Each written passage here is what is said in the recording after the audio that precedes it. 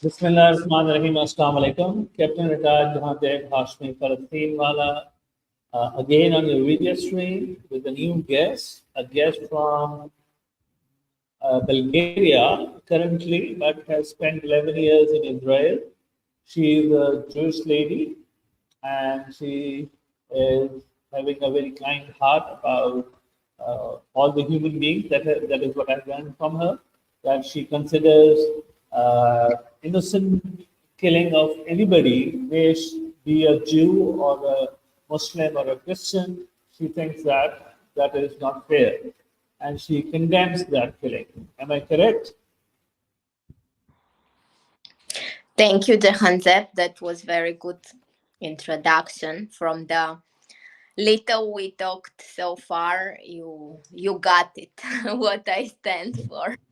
Again. Yeah, so I would like you to please introduce. You are welcome in my show, and I would like you to please introduce yourself also. So yes, my name is Ruth, and I am currently in Bulgaria, where I was born. I moved to Israel. I used my Jewish right to become an Israeli citizen 11 years ago, and I settled in Jerusalem.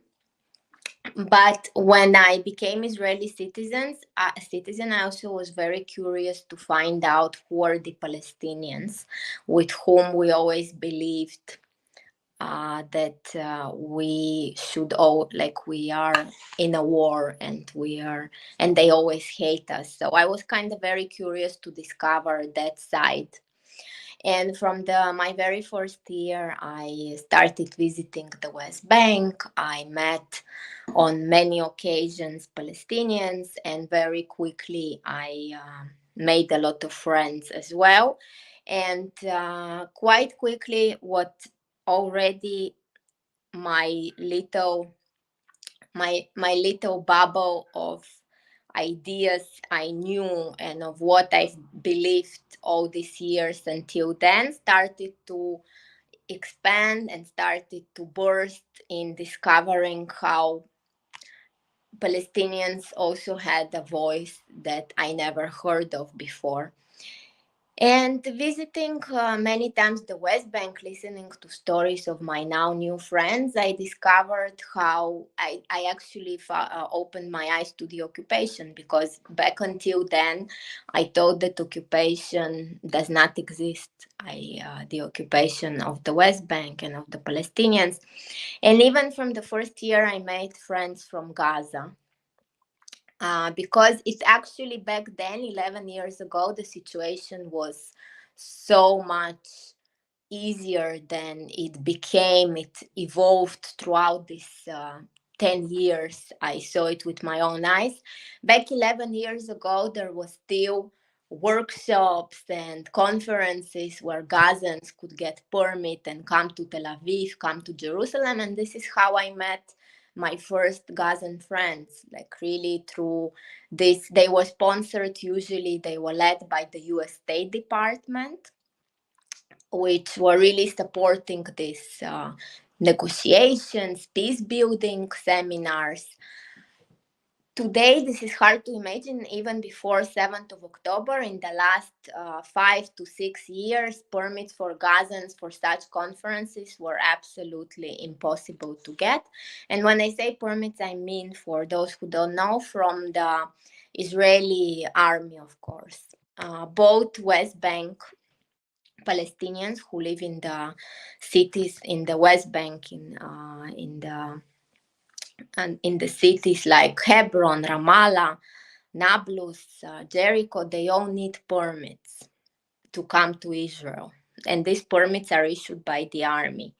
So were the Gazans, but for them it was much harder to get those permits. And honestly, very easily we connected with Gazans, and I truly believe that okay, here are Palestinians who think like me, who are against violence, who are against even armed struggle, and despite the occupation, despite the conditions they live in, I truly admire them, because I didn't believe that there are those voices, and a lot of young people who just wanted free education, thinking, who wanted literally freedom to be able to travel, to be able to study, to work, to explore, to grow. And yeah, so this is the beginning of my exploration of the Israeli-Palestinian conflict from my personal experience. So, please, can you also elaborate that why the military of Israel, enforced such strict laws on Palestinians? What was the reason? Well, depends who you ask.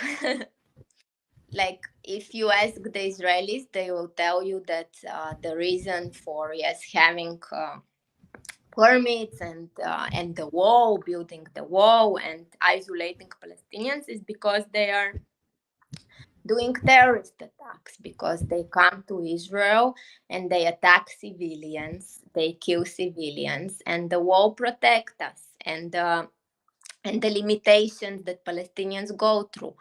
But what I discovered with my personal experience was that all those Palestinians I've met were against all of that. They were against terrorist attacks and armed struggle, and they still paid the price of not being able to get that freedom of movement, which made them just feeling the collective punishment. In a way, it made it even worse, because the more you would limit their rights, the more people would get angry and frustrated. Exactly, you're very right. Yeah, so, but nevertheless, honestly, this is what I admire the most in many of my friends. That nevertheless, I always thought that if I was in their shoes, I would probably become someone who is not really tolerating the regime and the I would perhaps not even be against armed struggle because of what they are going through. Because if my family went through what many of my friends' family went, but nevertheless they were not against Jews in general. They did not hate even. They even would tell me, "We know that there are many good Israelis who want to help us. We know that." And for me, this was really a surprise that I discovered those really bright people, especially in Gaza, who believed strongly that who believed in peace, who wanted to live in peace. They were just never giving this opportunity. Who wanted a completely different leadership for Gaza and for Palestine. And what happened is that those who managed to escape, for managed to catch any straw they can to leave Gaza, they did it. But the others just never given the opportunity. There is nothing harder than for a Gazan to get a visa to any other country, which is what I went through in the last 5 months. I've been struggling to help a friend from Gaza to leave, to evacuate this most unsafe area today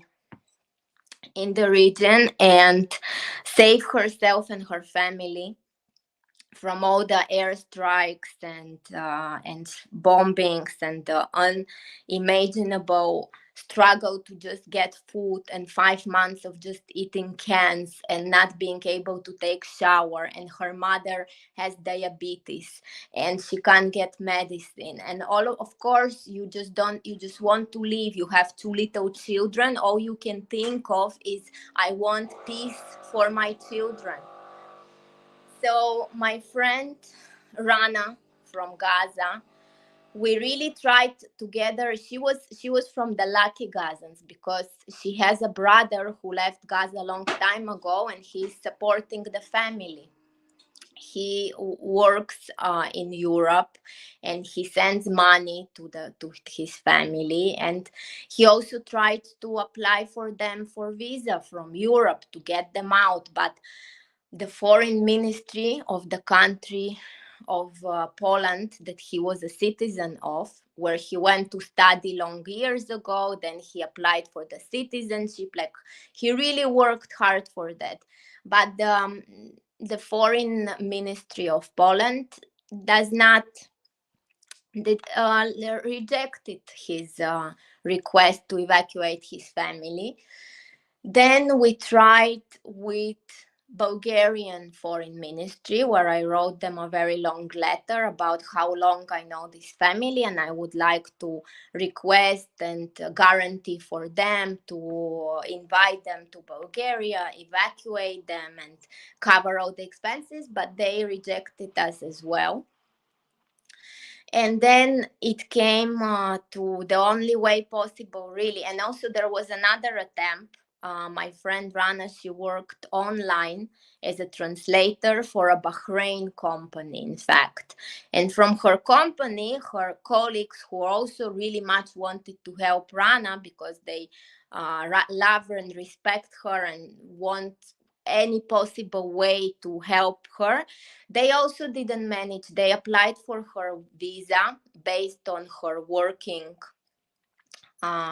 for the company, and they also got rejected. So 3 foreign embassies rejected to evacuate a Gazan family with income, with guarantees from references from citizens that they are all working, good people, 2 children, a small family, not a big family, 7 people with children. So yes, in the end, what we are facing today, that the only way for Gazans to evacuate, to save themselves, if they choose life and not choose sacrifice, that the only way is to get through Egypt, to pay the Egyptians exit fees, and to get out the way everyone else gets out, just by paying a huge amount of money. That's it. The privileged ones are only those who can afford to pay their way out. This is the reality we live in. That is absolutely so traumatic. And as you said, that once you were your first year in Israel, there were conferences, people were allowed there, and then later on they said that these people from Gaza are terrorists and they do terror activities in Israel, so they were not allowed to enter into Israel. And what my question is, that it is Gaza is an entire prison. You know, all of the Gaza strip is being covered with a wall, and there are checkposts. There, nobody can enter or go pass by a checkpost without being searched. So how is it possible they think that these people, if they leave uh, uh, Gaza from a checkpost, will be able to do a terrorist attack? That is not imbibable. And the next thing, what I would like you to please explain, that you are a Jewish lady, and your friend as Rana being, I think, was a Muslim, and what I have gathered uh, from your answer is that you agree to disagree, and you're very kind, and you're human, and you think humanity should prevail. If somebody is in distress, he or she should be helped. Why the government of Benjamin Netanyahu does not feel the same way? I agree. Hamas did very wrong by, killing all those people on the 7th October without giving any warning of war. They just penetrated and had a pogrom. But today I was listening to a speech from Netanyahu, in which he said that there are about 110 hostages left who were being taken away by Hamas.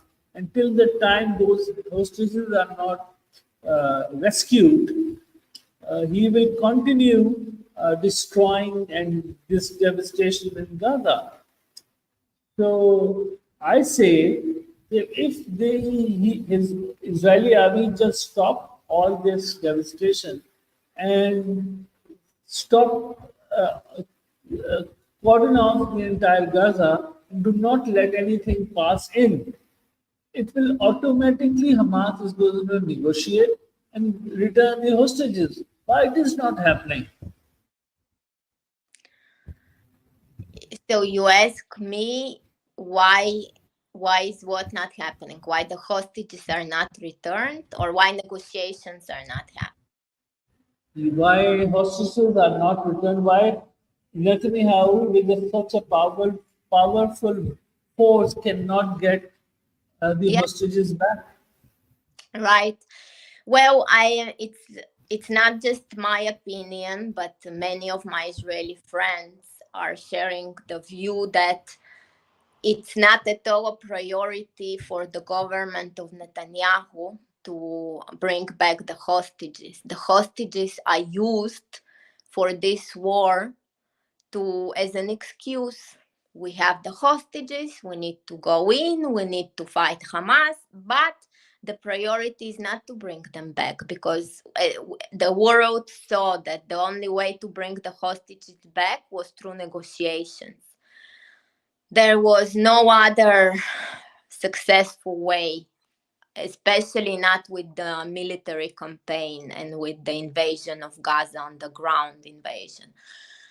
But yes, obviously, Israel is stuck with the worst possible government it could ever have, and this is why the families of the hostages are paying the big price in this war from from the whole Israeli nation society. Like they are paying the price for this war for the government, because it's not at all a priority to get the hostages out.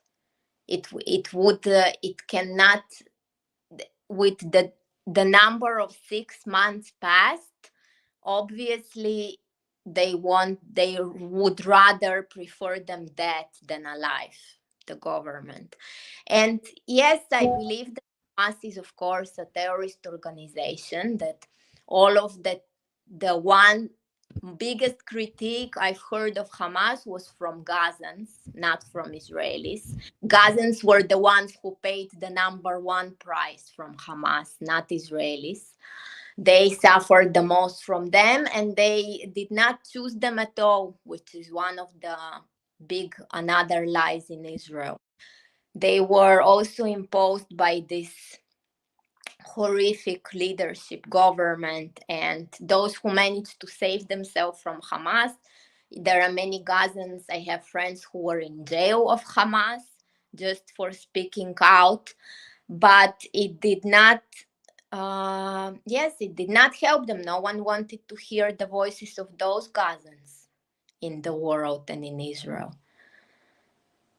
So yeah, we are stuck. We are stuck, and this is why I just want to advocate for people who want to say, I don't want to be part of your war, I don't want to be part of your sacrifices, I don't want to pay price for this.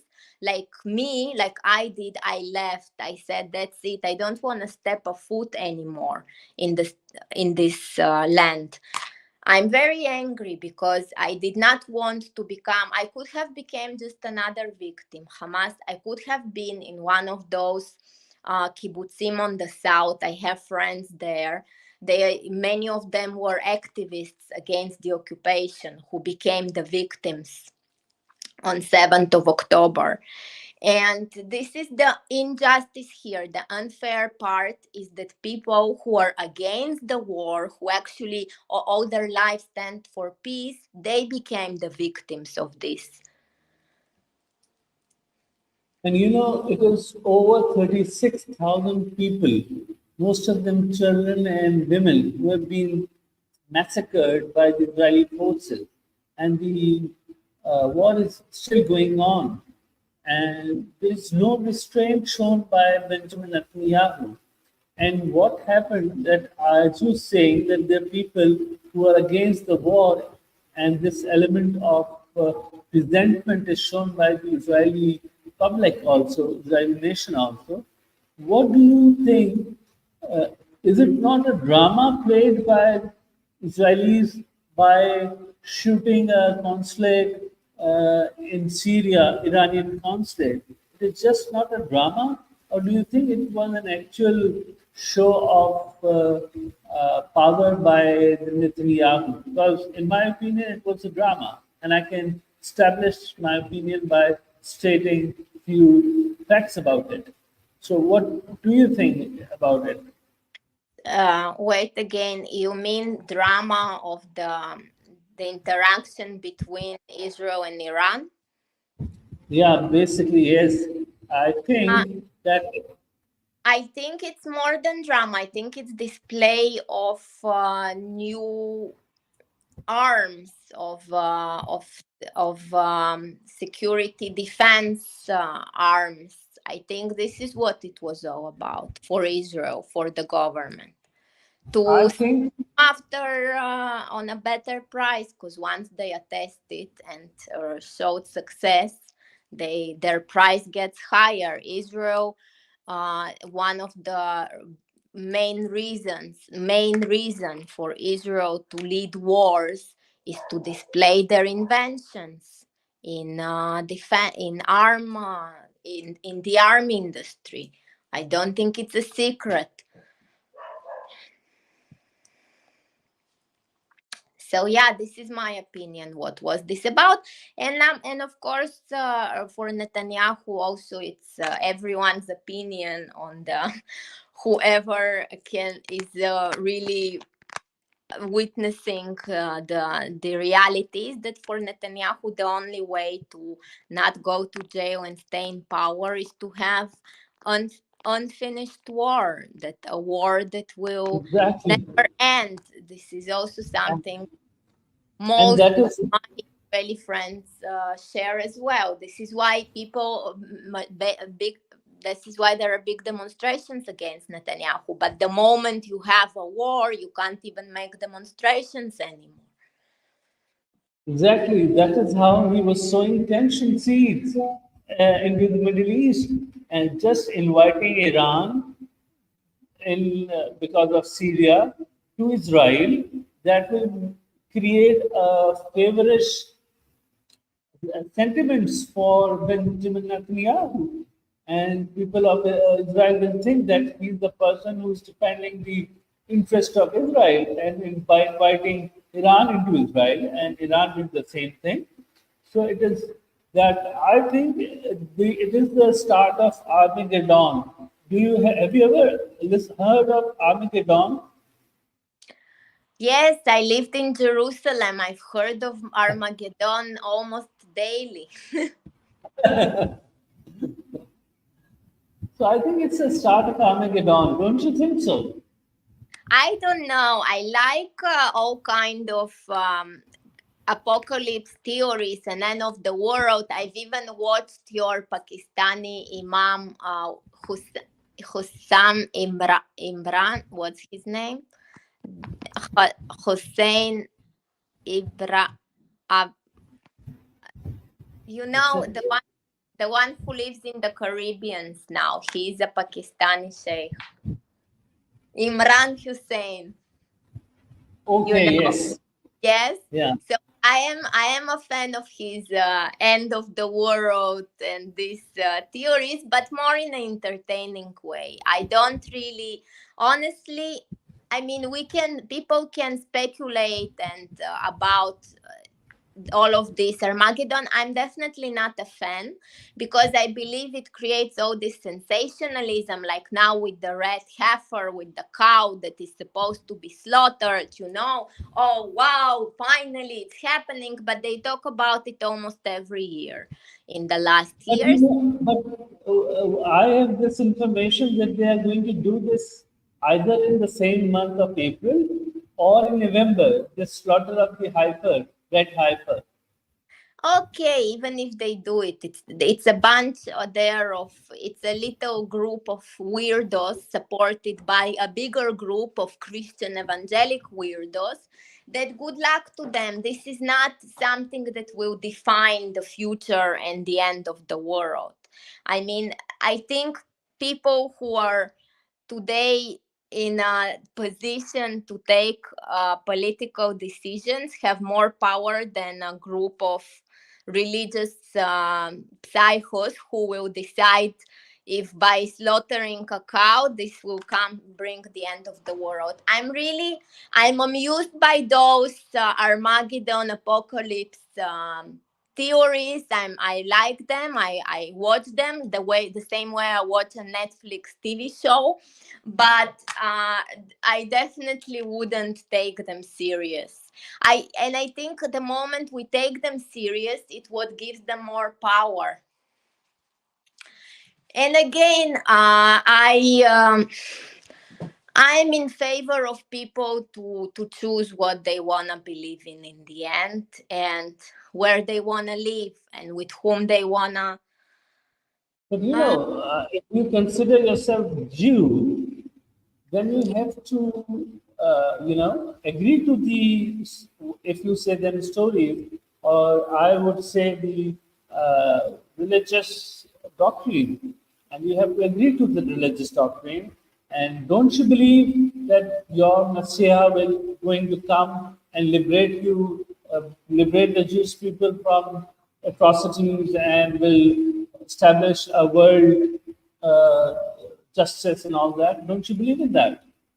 Well, actually, what I like about the Jewish religion, and I used to be a practicing Jew for many years, is that in Judaism we don't spend too much time speculating about what will happen and who will be the role, what is the role of the Messiah. I never really had those kind of big learning sessions, or I can't even call really some famous big sources about the redemption, because Jews, we live more in the now, and we are in every holiday. Like next week is Passover, one of the biggest Jewish holidays, you know, of the Exodus of Egypt, and we are supposed to celebrate this holiday as if we are today going out of Egypt, to be in the now and in the moment. And honestly, what I noticed is that in Judaism, you really don't use that much of dreaming of what exactly will be and who is the Jewish Messiah. There is very little information and sources, very little discussion about that. Like the Jewish discussion is more about how to practice Judaism. Yes, what is the the essence of God, more than what is the essence of the Messiah. God is definitely more important than the Messiah in Judaism. You're saying big thing. Well, that is my experience, and I keep studying Talmud. I really love the Jewish religion and tradition. I respect many big rabbis who are great scholars. I really think that Judaism have nothing to do with Zionism, for example, and Exactly. this is why I don't want to give up on my Judaism by denying Zionism. So yes, Zionism was started by Herzl in like 1895 when he went to France, and that captain was killed. Innocent captain, Jew captain, was killed because of the blame that he, conveyed secret documents, series to German forces. And Jews were everywhere persecuted, and they needed a homeland. And James Arthur Balfour uh, got you this land. I am very much in favor of having Jews a separate lane. Obviously, they have the right to live and they should have a country, but not like this by pushing the Palestinians out of their homeland and killing them. This is unfair. Not just because that I am a Muslim, it is also because if you consider to be a human, you do not do like this by killing children and by killing women and weak people and pushing them out of their own homeland.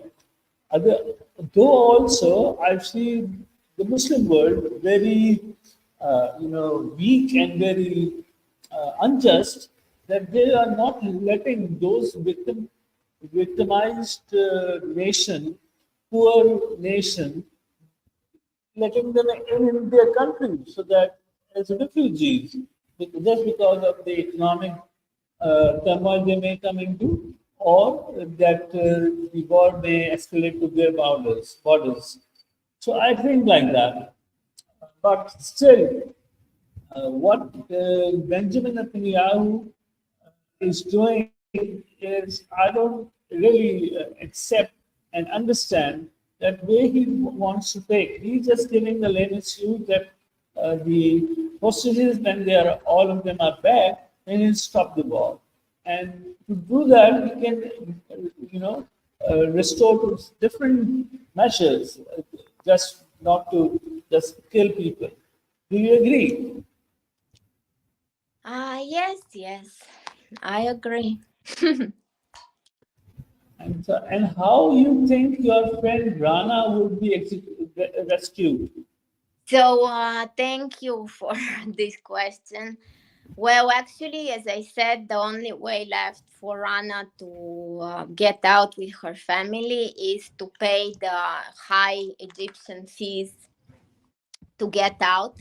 And this is why, like any other Gazan who was in this position of no other way out, we opened a GoFundMe campaign that is collecting the money. It's crowdsourcing, crowdfunding, and actually many people did succeed, because the good, you know what I say today, that even if we lost hope and we lost in all states and governments and leaderships and institutions, what I did not lose hope is in the individual, in the power of individuals. And you can see how many people all around the world have supported Gazans to, even sometimes just by $10, $20, nothing, but people from all around the world have joined. And thanks to these campaigns that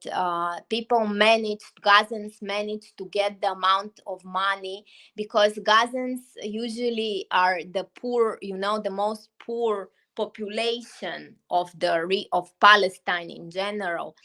Always in Gaza, there are most people are unemployed and they are relying on aid. So for people to have this amount of money to pay to the Egyptian fees is impossible. But really, humans around the world who care for other humans have came together and contributed. And this is what we are decided in the it was we called the campaign last resort, last resort to get out of Gaza. Because really we tried three different embassies, foreign ministries. I was sending daily like emails and calls, and we were trying, but we didn't manage. So the last resort is to crowdfund from this GoFundMe campaign and to pay the Egyptian fees so they can get out.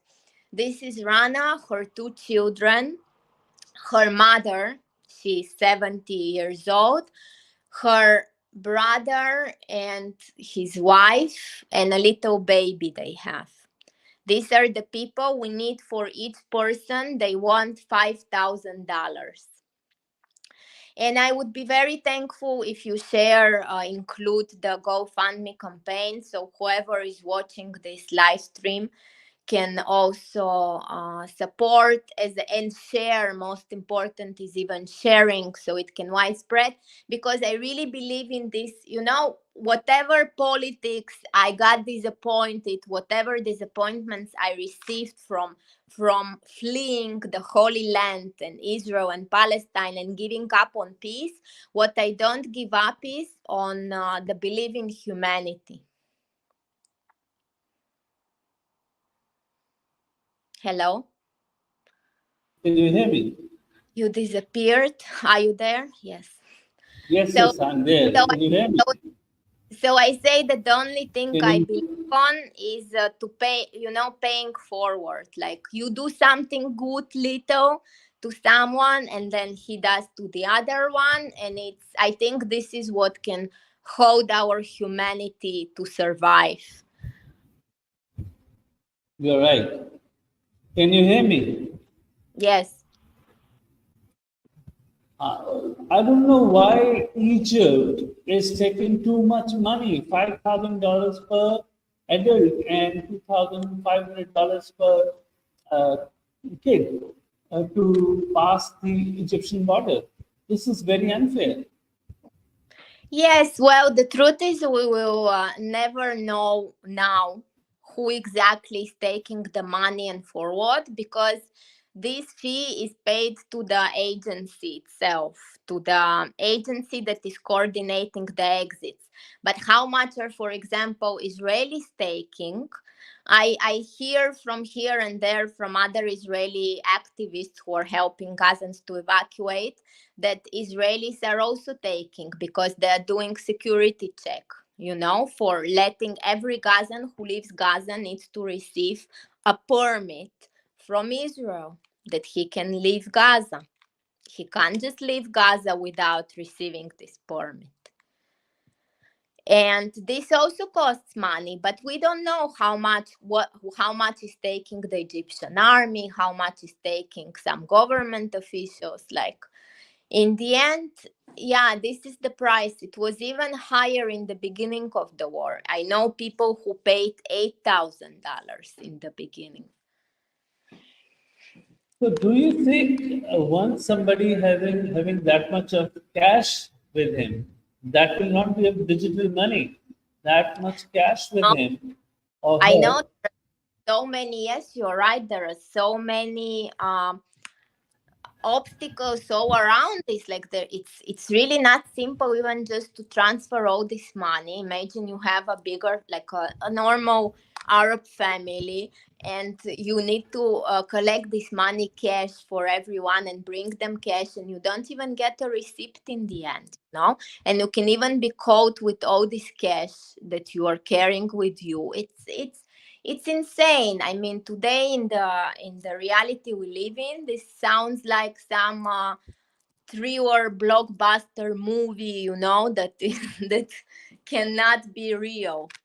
But yes, you're right. It's really crazy to imagine that people need to carry all this cash, and they're afraid just for that, and they pay to smugglers to get the cash into Egypt Because because when they will be searched by the check post people, are the security personnel who will check them on the post, they are going to, grab that yes, all of that money and will not let them yes, in.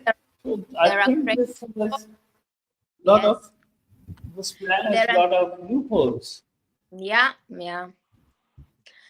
Yes, yes, and then yeah. No, it's very hard. There are many, like, you can that for now we don't know much officially. They don't make any investigations on this, only one from Sky News. I think there is something very shady going on behind this, and they really prevent the world to know much about this whole transaction of paying the fees. But what we know just from people who went through this is that it's the only way and it works. Like people get out when they do that. And this is the only thing that, we know for sure that no choice, like legal, not legal, we don't have a choice. This is the only way to get out. So how to pay that money? Where to submit that money?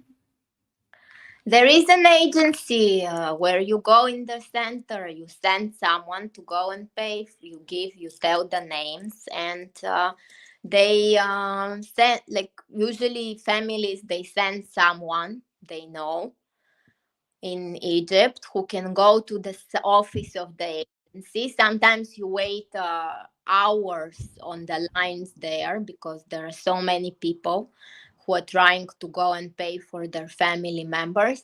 Usually, many Gazans have cousins, family in Egypt because there have been Gazan refugees in Egypt for many years already. So, usually, it's not that hard to find someone who will go to pay for you in cash. And then those who manage to collect the money, usually from abroad, from US or from Europe, they are finding ways to send this amount of money to Egypt and then to go and pay for them. Yeah, I mean, Okay. it's a lot of logistics that are also not easy, but people manage, they find ways. So let me circulate this idea on all my social circles, in all my social circles, and let's find out if people are interested so we can contribute in this altruistic effort. Thank you. And I that would is be thankful. And also my friend, and once she's out, you can also perhaps talk to her, and you can also invite her. Like, she's really a beautiful person who is also very smart. And the truth is, I convinced her to open this GoFundMe because she said that all her life she never asked anyone for any donations, for any money, because she said, I worked all my life, we worked hard. They opened a bookshop in Gaza with her husband. She was doing translation. She's working for a Bahrain company, like she was always self sufficient. She did not depend on aids, on foundations, on support like many other Gazans do. And for her, it was humiliating, to do this, to open this GoFundMe. But I really convinced her. I said, Rana, there is no other way. Please, like, I really want you out. You really need to get out of there.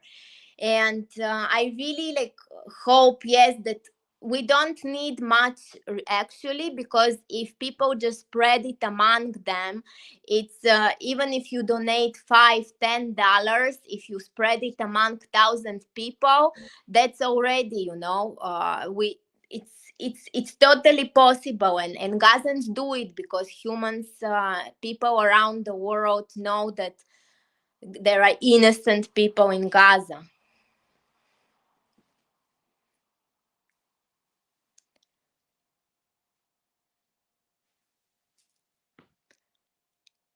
Jahanzeb, you're frozen. yeah. So Now let's, I'm yeah. back, and you're on. So go on, go on. Yes. Yes, so that's it basically. I will share with you the link, and I'm very thankful to anyone who support and help my friend. And we will hope that this will happen faster, and then I would love anyone who is willing to hear more about her story or can help with spreading the campaign and donating. You can contact me personally, and I took the responsibility for people who donate to keep them up to date. How is Rana doing? How is her family? When they will get out? I really want, like, this is very also something that is transparent. Like, exactly what the money is going to, and who you support. So I really I'm open for people who want to help Rana, to give them more information or to update them on how are they doing. And we even opened, I asked Rana to send me videos of her daily life in Gaza, and I opened for her YouTube account, because she has, of course, very bad internet. She can go online once in 2-3 days. So I opened for her a YouTube channel with videos. You can also attach this and spread this as well for people to know who Rana is. Okay, that's fantastic.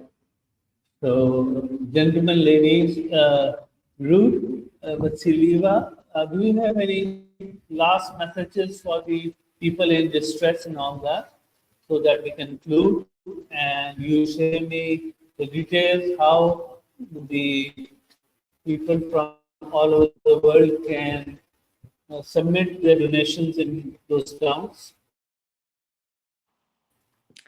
Thank you, Jehanzep. I'm really thankful for you giving me this platform, and for you also. I really feel your sincere support and your sincere wish for innocent people on both sides to get out of this war.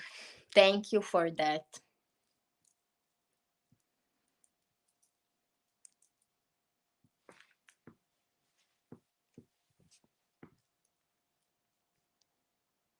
Frozen.